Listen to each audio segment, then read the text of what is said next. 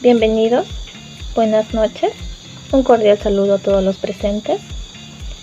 Permítanme presentarme, mi nombre es Estela Moreno, estoy cursando el módulo de Derecho Empresarial y Tributario de la Maestría en Contabilidad y Auditoría de la Universidad Autónoma Regional de los Andes. Mi discurso aborda un análisis sobre la sentencia constitucional número 110-21 IN/22 y acumulados. Como una pequeña introducción al tema, se menciona que el objetivo de la Ley de Apoyo Humanitario es establecer medidas de apoyo, valga la redundancia, humanitaria, las mismas que son necesarias para enfrentar las consecuencias derivadas de la crisis sanitaria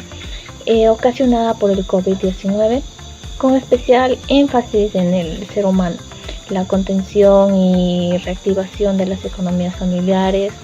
empresariales, popular y solidaria,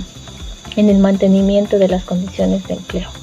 de cada una de las personas afectadas. La medida tomada por la Asamblea, si bien es beneficiosa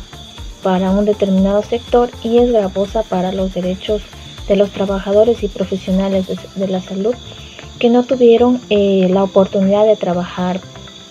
durante la emergencia sanitaria en una red pública de salud, en donde ellos podrían demostrar su experiencia durante la pandemia y el buscar o de alguna manera obtener méritos suficientes para buscar o estar en un área de salud pública. En este caso, es decir, en este sentido, no es estrictamente proporcional la ley que se pretende establecer. En este sentido, el aporte de la medida no es estrictamente proporcional. Cabe mencionar que el RINPE viene atravesando una gran crisis desde algunos años atrás y que hoy se profundiza por los efectos de las medidas para enfrentar el COVID-19. Adicional, se menciona que los recursos recibidos podrán ser usados en gastos no permanentes, dejando de lado el aporte que se puede dar para fortalecer los procesos de regreso a clases luego de la suspensión de las actividades presenciales en las aulas por motivo de la pandemia, en donde todos nosotros tenemos conocimientos que generó grandes pérdidas a nivel nacional y mundial en cada una de las empresas, generando estas pérdidas.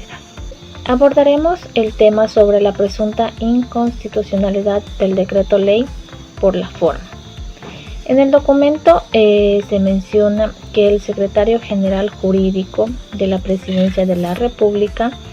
explica que la presentación de un proyecto de ley de carácter urgente en materia económica es facultad del presidente de la República y que la Asamblea Nacional dispone de 30 días para llevar a cabo el proceso correspondiente. Sobre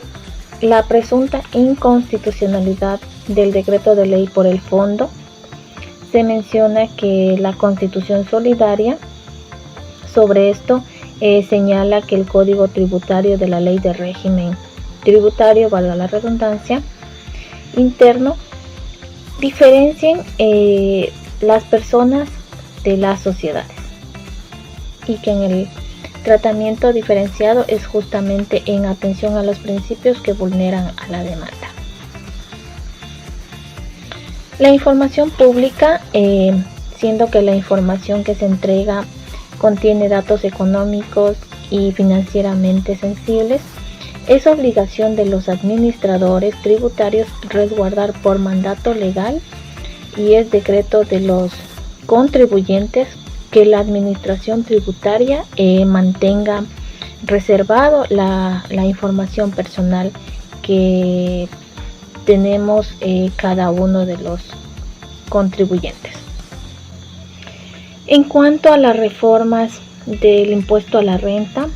se sostiene que la tabla que modifica el impuesto a la renta, valga la redundancia, está diseñada de conformidad con la capacidad contributiva del sujeto, siendo el mayor porcentaje cuando existan mayores ingresos y el menor cuando exista menor ingreso hacia la persona o a la empresa, y menor cuando haya menos. Con respecto a la reforma al impuesto de la herencia prevista en el artículo 43, numeral 2 del decreto ley, se estima la exoneración de dicho impuesto para los beneficiarios hasta el primer grado de consanguinidad. En cuanto al RIMPE, por una supuesta contravención de los principios de progresividad tributaria y de igualdad y no discriminación, señala que la creación del mismo se hizo con la finalidad de sustituir al anterior régimen de microempresas.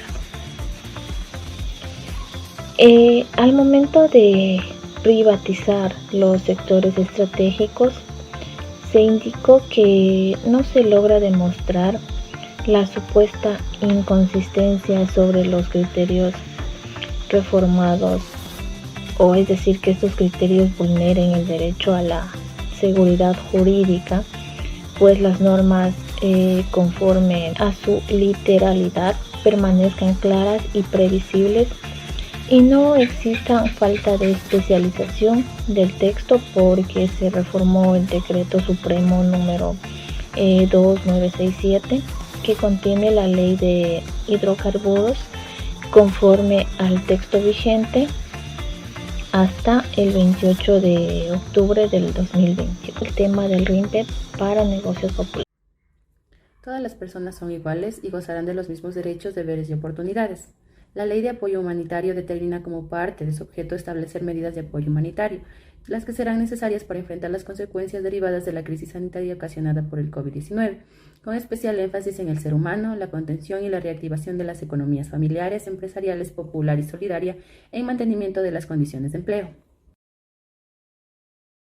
Tenemos la contribución solidaria. Sobre esto se señala que el Código Tributario y la Ley de Régimen Tributario Interno diferencian las personas naturales de las sociedades y que el tratamiento diferenciado es justamente en atención a los principios que se vulneran en la demanda.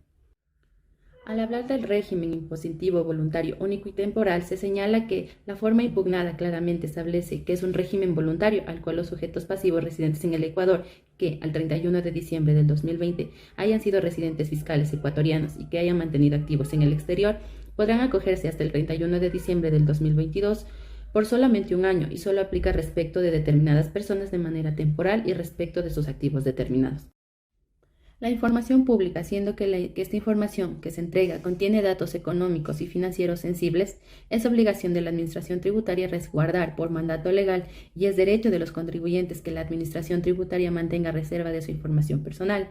En cuanto a las reformas del impuesto a la renta, sostiene que la tabla que se modificó, el impuesto a la renta está diseñado de conformidad con la capacidad contributiva de cada sujeto, siendo mayor el porcentaje cuando existan mayores ingresos y menor cuando hay menos ingresos. Respecto de la reforma al impuesto a las herencias prevista en el artículo 43 del decreto de ley, estima que la exoneración de dicho impuesto para los beneficiarios hasta el primer grado de consanguinidad no contraviene el principio de equidad, porque su intención es eliminar la carga tributaria a los beneficiarios directos del causante.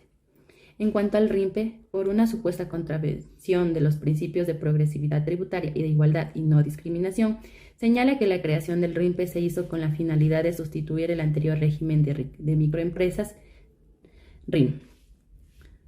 Las instituciones del sistema financiero privado, sus principales accionistas y directores no podrán ser titulares directos ni indirectamente de acciones y participaciones de empresas ajenas a la actividad financiera. Es decir, no establece ningún porcentaje para determinar si una persona tiene o no una propiedad patrimonial con influencia, de modo que corresponde determinar el porcentaje a través de una ley. La privatización de los sectores estratégicos señala que no se logrará demostrar que la supuesta inconsistencia sobre los artículos reformados vulnera el derecho a la seguridad jurídica, pues las normas, conforme su literalidad, permanecen claras y previsibles y no existirá falta de especificación del texto porque se reformó el Decreto Supremo, que contiene la Ley de Hidrocarburos, conforme al texto vigente hasta el 28 de octubre del 2021. Sobre la presunta inconstitucionalidad del decreto de ley por la forma. El Procurador Judicial de la Asamblea Nacional sostiene que la Asamblea cumplió con el ordenamiento jurídico ecuatoriano llevando a cabo un procedimiento parlamentario democrático y de acuerdo con los artículos 59, 60, 61 y 62 que corresponden a la Ley Orgánica de la Función Legislativa con el tratamiento del proyecto de ley.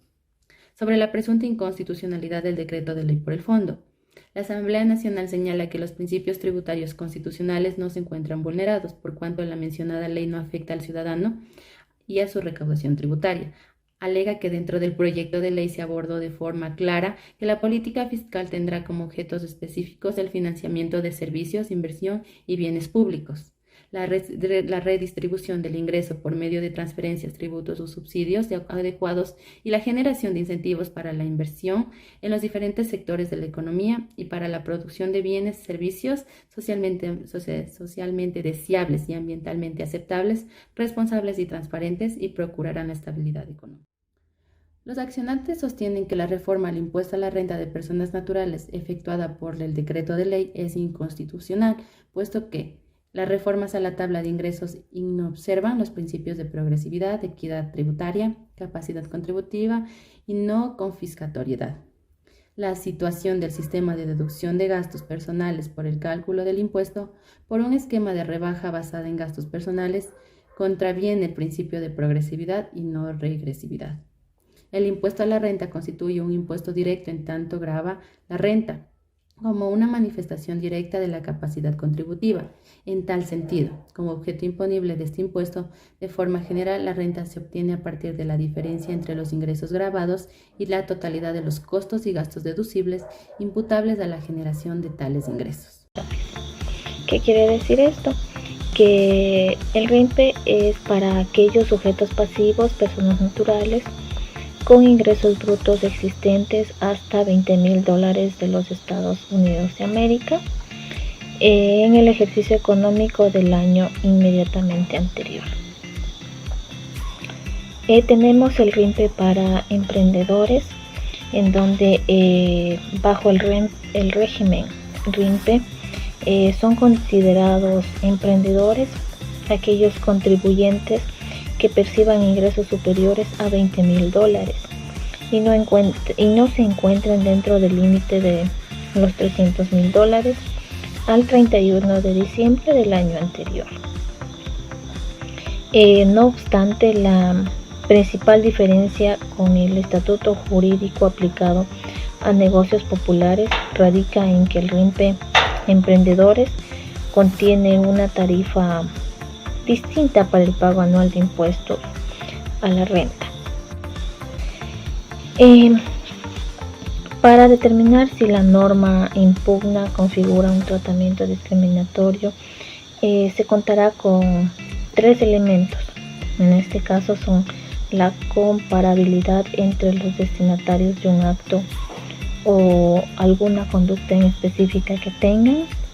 La segunda es la constatación de un trato diferenciado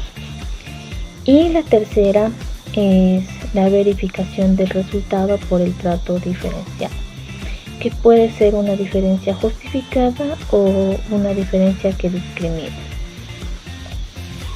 En cuanto al primer elemento, se puede examinar que los contribuyentes que se acogieron a este régimen, una vez cumplidos sus obligaciones tributarias, se encuentren en iguales condiciones con los demás contribuyentes por concepto de los mismos tributos. Pero estos contribuyentes no se pueden acoger por no tener activos en el exterior. Cuando los dos sujetos ya en la declaración fundamentada consta información reservada para poder acogerse al RIBOR, esta información es incompatible con el derecho al acceso a la información pública. Se menciona que puede existir excepciones al carácter público de la información, pero no se puede justificar el reservar información de contribuyentes que mantienen activos en el exterior y sus ingresos no hayan sido grabados o declarados en el Ecuador. La decisión en mérito de lo expuesto, administrando la justicia constitucional y por el mandato de la Constitución de la República del Ecuador, el Pleno de la Corte resuelve aceptar parcialmente la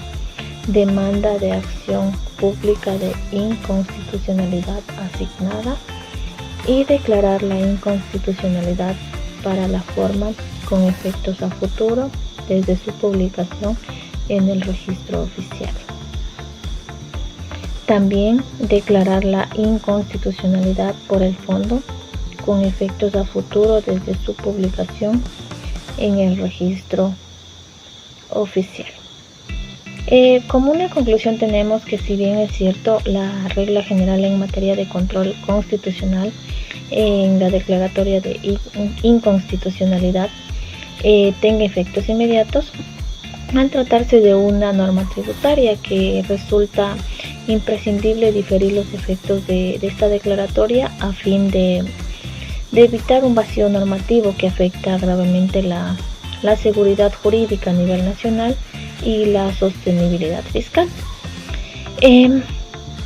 Cabe mencionar que en la tabla de impuestos a la renta y a las deducciones respecto a la normativa establecida, de acuerdo a los gastos personales, se mantienen. Para mí ha sido un gusto realizar un análisis referente a esta ley. Una buena noche para todos. Nos vemos en otra ocasión.